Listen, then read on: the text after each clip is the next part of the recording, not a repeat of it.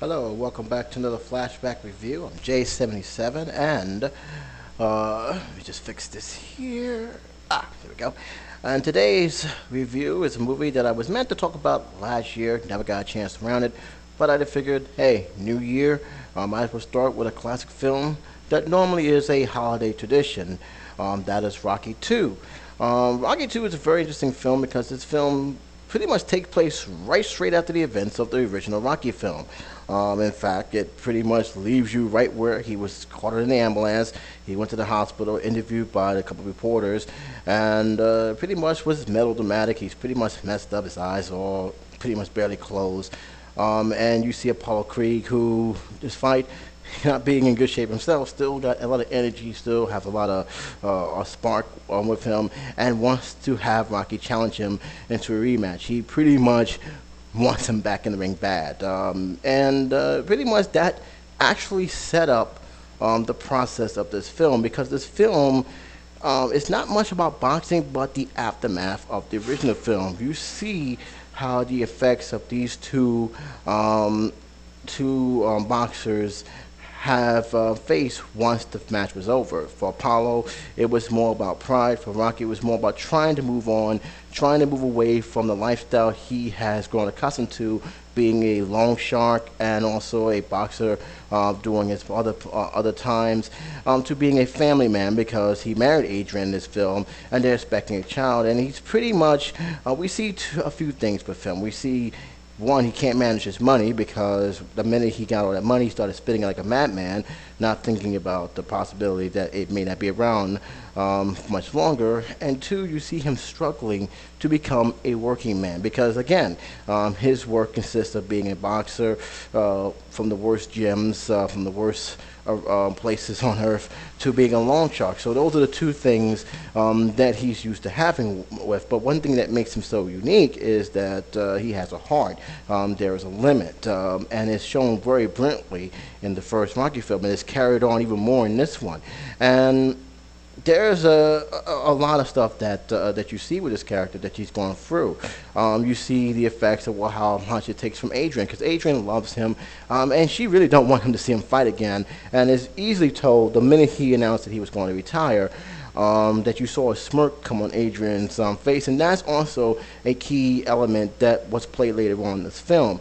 To simply put, Rocky is not adapting too well towards regular life, and it only until when he's finally been provoked, when he's finally been pushed, actually even bullied by Apollo Creed, is when he decided, I'll take the rematch because A, I need the money, and two, is just basically that's all he knows how to do right now. He didn't do well in the commercials because he can't read.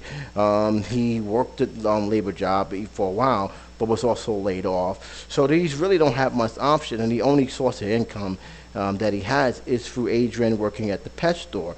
It's been played out very well. You see the struggles of him trying to work. He's trying so hard to move away from that lifestyle, at least the boxing lifestyle, but he's ended up being dragged back in because of, one, pride, and mostly because of two, of financial reasons.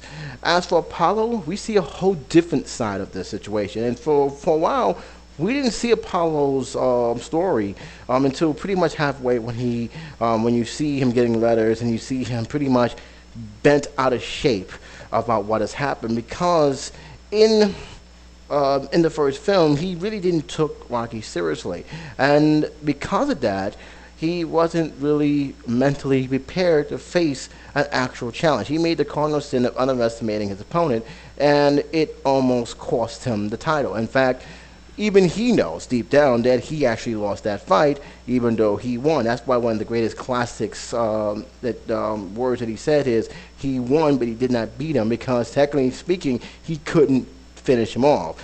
He won by a split decision that drew controversy, and that controversy has wore down on him. He is not happy, he is upset, because he's a very pride fighter, and this is what makes him. And I wrote down a long time ago the list of the co-stars that actually really carried the film more. And he was my number one for one reason, his story arc. He pretty much defined what Rocky is as much as what Apollo Creed is. He's a very pride fighter. He's not a villain. You can actually understand what he's going through, and you actually understand why he wants to face Rocky in the ring. Because one, he wants to prove to himself that he is the best, and he can't no longer say he's the best when he barely escaped 9 rounds to a guy that no one ever heard of.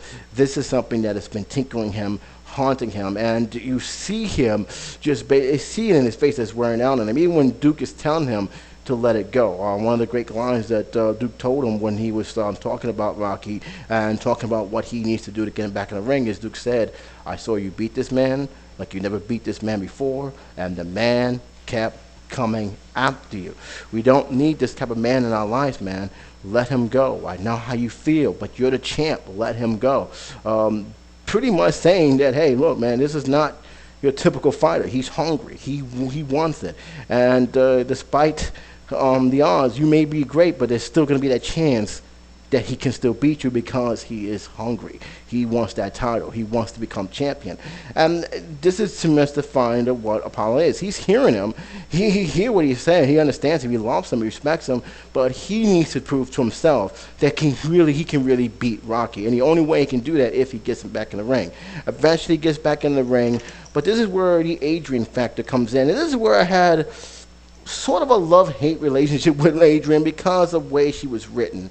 You can tell she was written to be like that roadblock for Rocky to somehow go over this, because when it came time to train, his heart was not in it. Not because he doesn't want to train. It's because, number one, he doesn't have that support of Adrian. And even Polly had sensed that it was because Adrian doesn't approve him fighting. She's upset that he went back on his word that he would not fight again, and that seems to be the main tug of war. He wants to train, but his heart is not in it because Adrian is not approve of what he's doing, and that seemed to play a lot on what's going on. It wasn't until the baby was born prematurely, and because of the premature labor, and because she lost a lot of blood, that she ended up being in a coma.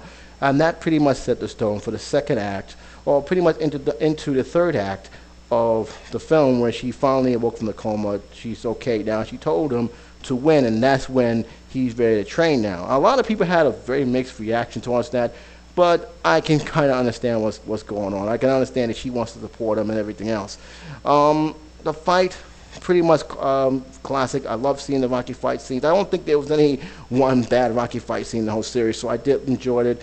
And in the end, as expected, Rocky prevails pretty much by the skin of his teeth, and so begins the Rocky franchise from there. I like this film. I really do. I thought it was a great follow-up towards the original.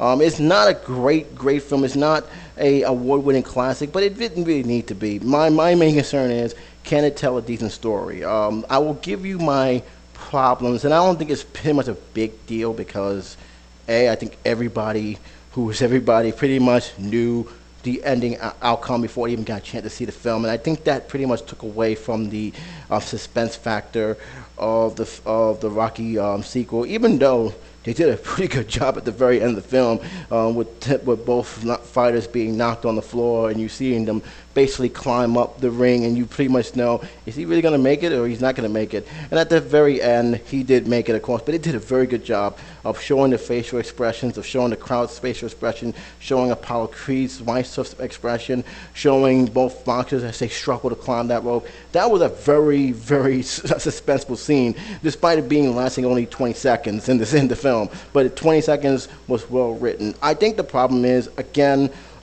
this film really didn't have that climactic drive as the first film. I didn't really expect that to be the first film, but the other problem is, and let's be real, we know how the ending outcome was going to be, and that pretty much took away a lot for me. It's like, well, I pretty much know he's going to win, but the question was, will it give me enough to actually, even though I know what the ending outcome is going to be, will it do enough for me to stay with this film from beginning to end? And it did. The story was good. The story wasn't really about the boxing match like the first one. It wasn't really about the boxing. It was more about the love story between Rocky and Adrian, and the ability to go the distance, even though he knew he wasn't going to win. but he wanted to accomplish that one deal and that one deal only, and that alone made that film a great classic. What it is, I thought that was a great film, a sleeper hit, and it deserved every credit it gets. This one was more about the aftermath of Rocky, what happened to him after that match, how it affected both boxers and their family, and all these events leading to that rematch, that classic rematch, and how both boxers, you can tell, even though you see Apollo talking a lot of trash, you can tell he actually really truly respects him. He actually truly admire what Rocky does, and that's pretty much sets up the tone for the third and even the fourth film, and I'll get to those films very, very soon. But that was the one thing I was interested in. I really did like the film. I really liked the cast. They really came back strong. I really liked the Virgin Marriage at Mick. I mean, who doesn't like Virgin Marriage as Mick? He was very, very good. I kind of wish there was more of him in the beginning of the film. He showed up in the wedding. He pretty much showed up again doing the scene where Rocky wanted him to train him again, and he pretty much stayed most of the rest of the film to train Rocky, but I really kind of actually want more of him because I actually did enjoy that character. This was the first time Sylvester Stallone had directed this film, and as a director, he did pretty okay. One of the things that I was very concerned about when I saw Sylvester Stallone's directing title on there, I was like, can he actually do it? He's actually the star of the film. Can he actually take criticism for somebody else? Does he have a cold storm? But no, I thought he did fine. I mean, this is his baby. Granted, he did not direct the first one, but he still wrote this character. He still wrote the story of what Rocky Balboa is. So seeing him direct it and how he directed, at least for this one, was very, very good, very, very refreshing. How he did with the other ones, I'll get to that in a minute, but in due time. But for me, Rocky 2 was a good follow-up towards the original Rocky. It wasn't a great film, but it didn't need to be a great film. It just needed to be good, needed to continue the story. And I think the fact is that they actually continued the story from the ending of Rocky 1 really did help matters. On a scale of 1 to 4, it's the 3-star film. I think what hurts the ratings on this one is pretty much that the ending was predictable. You did not one time thought he was going to lose twice. If he would have lost twice, I would say, why did you waste my time with this film? You know he was going to win, so you pretty much ask yourself, can they give me a story that is fresh enough to make me care from all the way to that rematch? And they did, and I actually am happy for that. And that's all I'm going to say about the film for now. I think if anybody who's seen this film and saw it, whether you like it or didn't like it or whatever, I'd like to hear your opinion on it. I'd like to hear what you guys think about this. Give me your thoughts on the matter. Even if you're not a Rocky fan and you've seen this film, tell me what you didn't like or like about this film. And until then, this is J77 saying take care, be safe, and I'll talk to you soon.